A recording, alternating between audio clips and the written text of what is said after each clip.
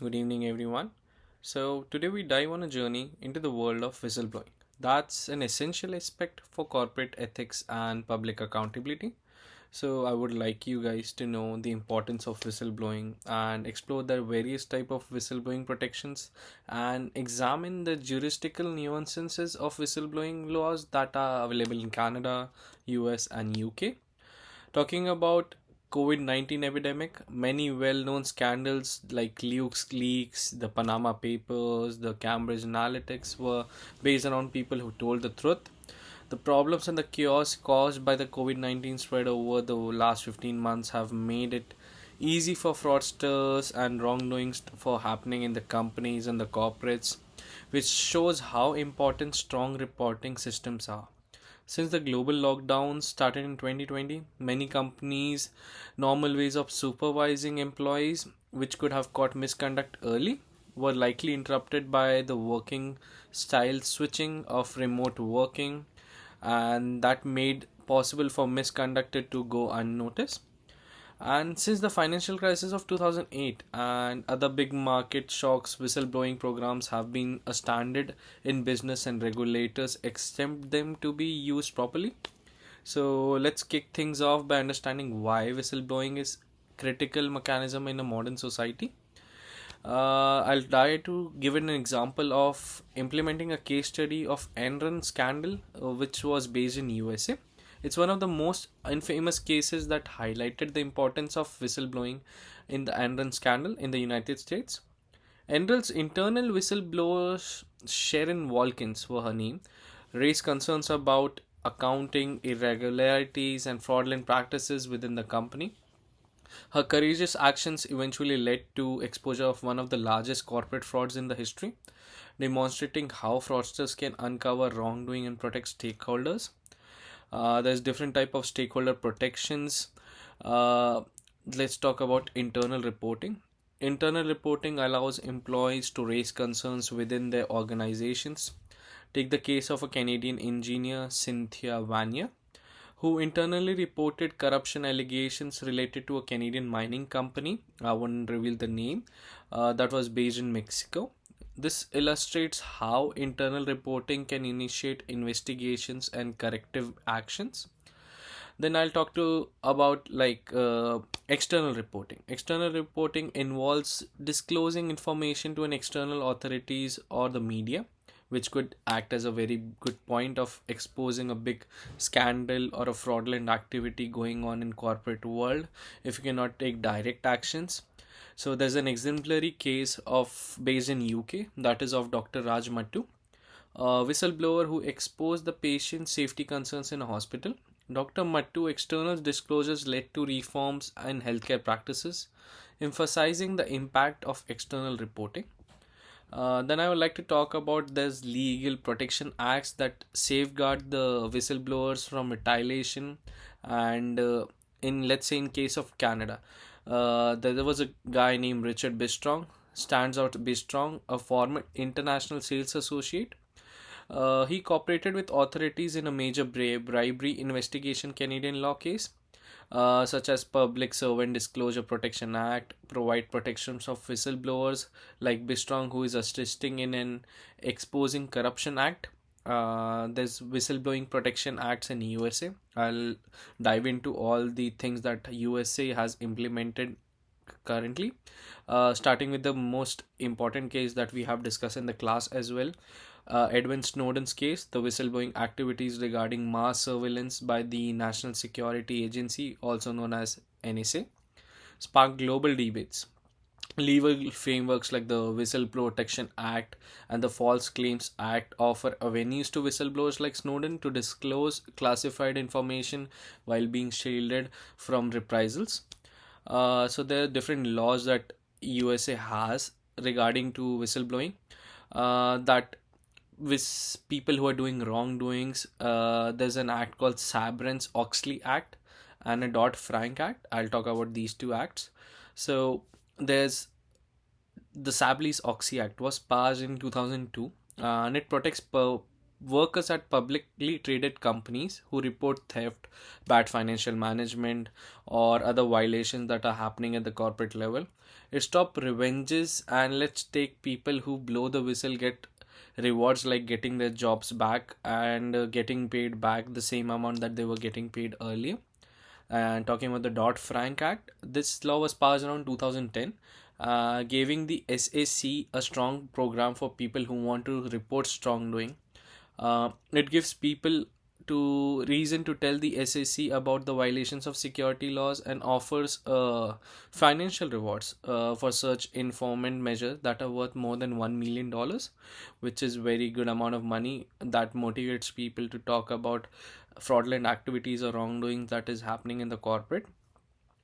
This awards for the whistleblowers, as we discussed, gave over around $562 million to fraudsters who came forward. People who blow the whistle on wrongdoing can get rewards up to 10 to 30% of the money that companies are fined. Then in 2020, SEC can made changes to whistleblower grounds such as certain cases that would have biggest awards, making it easier to people get awards. Then there was the Anti-Money Laundering Act of 2020, get up a scheme to give money people who report money laundering activities. Then there are certain protections against reprisals. People who follow the whistle on wrongdoing are protected against reprisal. If they are retaliated again, they can get the payback, be reinstated, and get the legal fees paid back. Then there were more reports. The SSC was starting getting more reports to show that people are more aware of the problem of and are willing to report such wrongdoings in corporates. Recent changes in the rules and programs for whistleblowers suggest that the report of wrongdoing has become more important in law enforcement, and it is likely to stay that. Companies need to keep up with the changing rules and standards of protecting whistleblowers and report about wrongdoings in the company. Then I like to talk about different laws related to UK specifically. There's a Public Interest Disclosure Act in 1998, also known as PIDA, is the main law that protects the people that blow the whistle on wrongdoing. It makes it legal to fire or treat badly workers who make produce disclosures. Then this protected disclosures under the PIDA, as we mentioned earlier.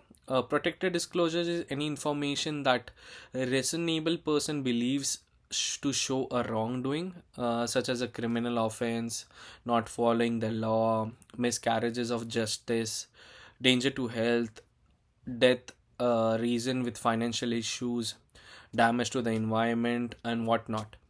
Then there's the Financial Conduct Authority, which is also known as FCA, and the Prudential Regulation Authority called PRA, made it easier for people to report wrongdoing as part of the senior managers and the certification regime, also known as SMCR.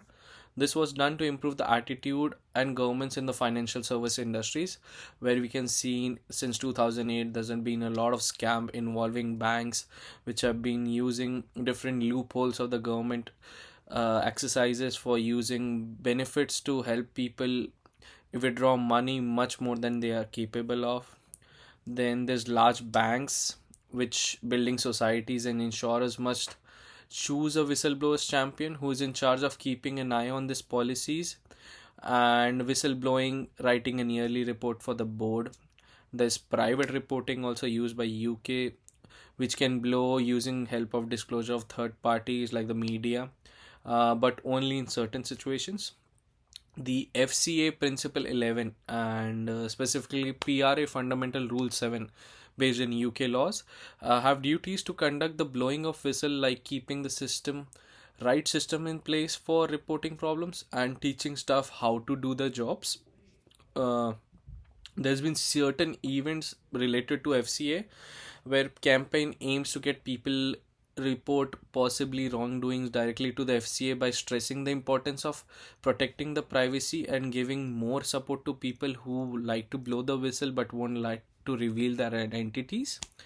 Then there's some enforcement actions like giving fines to the Barclays CEO for trying to find out who was the anonymous tipster who gave the whistleblowing. Show that regulators expect what happens and when they are not followed, which safeguards the profile and the privacy of the whistleblowers. Then there's several reforms that happening in UK that are still being talked about. These changes could include adding more protected disclosures, making new crimes, and setting up independent body to oversee the whistleblower standards. There's the EU directive on the protection of whistleblowers as well that has stricter rules and more safeguards for the people who are doing the wrongdoing. This will also affect the businesses that do businesses in Europe even after the Brexit. Then I will also talk to you about the case of Paul Murray based in UK. It's on the Whistleblower Protection Act in the financial sector. Murray, a former banker, exposed the risk of management failure at the HBOs. The UK's Public Interest Disclosure Act and the Financial Conduct Authority regulations provided legal protection for whistleblowers like Murray who had raised concern about financial misconduct. Now, I'd like to shift your focus on whistleblowing labs among Canada as well. While all three countries specifically prioritize whistleblowing protection, nuisance exists in the legal framework, reporting mechanisms, and enforcement procedures. For example, despite these differences, global collaboration is essential to address the cross-border issues and ensure consistent protections from whistleblowing worldwide. There's global collaboration between different companies. In the case of, let's say, Antony Deltour, which is based in Luxembourg, illustrate that the needs of international cooperation in terms of whistleblowing is very important. The case was in Deltour exposed tax evasion schemes through the LuxLeaks scandals, which was a very big scam that was based in near 2020, showcasing that the collaboration between jurisdictions can uncover multinational corporate misconducts. Then I'd like to talk about recommendations for enhancing the whistleblower protection. There's some recommendations I would like to say: implementing standardized whistleblowing reporting mechanisms across borders, maybe strengthening the legal protections and incentives for whistleblowers. Then there would be foster international partnerships to investigate and address the transitional violations effectively. And I would like to talk about how whistleblowers gives a cornerstone of transparency, accountability, and ethical governance by understanding and supporting whistleblowers for fostering global collaboration. We can create more just like a transparent and society for all.